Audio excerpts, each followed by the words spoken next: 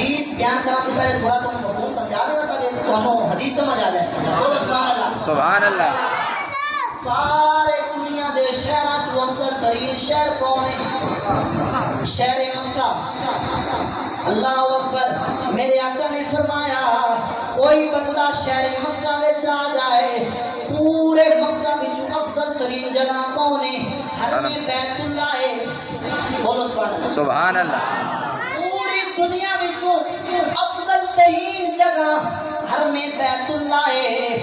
حرم بیت اللہ کے اندر بندہ آ جائے میرے آقا نے فرمایا حرم بیت اللہ کے درمیان بھی کوئی افضل جگہیں سارے حرم وچوں او مقام جڑا مقام ابراہیم اور بیت اللہ کے درمیان والی جگہیں وہ سارے حرم نالوں افضل اور اعلیٰ ہے. میرے آقا کی حدیث کے الفاظ سنیا جے.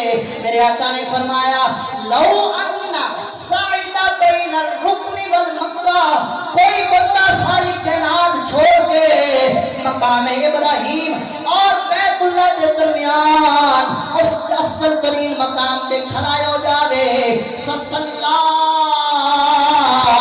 نماز پڑھن لگ پوے وہ نماز بھی کوئی عام نماز نہ ہوگے.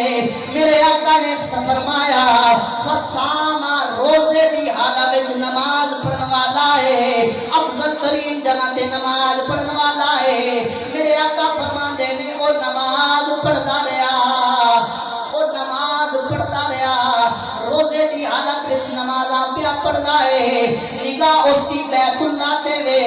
مستدرک للحاکم دے اندر حدیث کے الفاظ موجود نے. میرے آقا نے فرمایا وَهُوَ مُبْغِضٌ لِآلِ مُحَمَّدٍ ثُمَّ لَقِيَ اللَّهَ اوری موت واقعہ ہو جاوے او اللہ نال ملے جا کے اللہ نال اس کی ملاقات ہوئے. اس حال دے اندر او مریا ہے اس حال دے اندر مریا ہے وَهُوَ مُبْغِضٌ لِآلِ مُحَمَّدٍ او دے دل وچ محمد دی آل دا بغض ہوئے او دے دل وچ محمد دی آل دا پیار نہ ہوئے.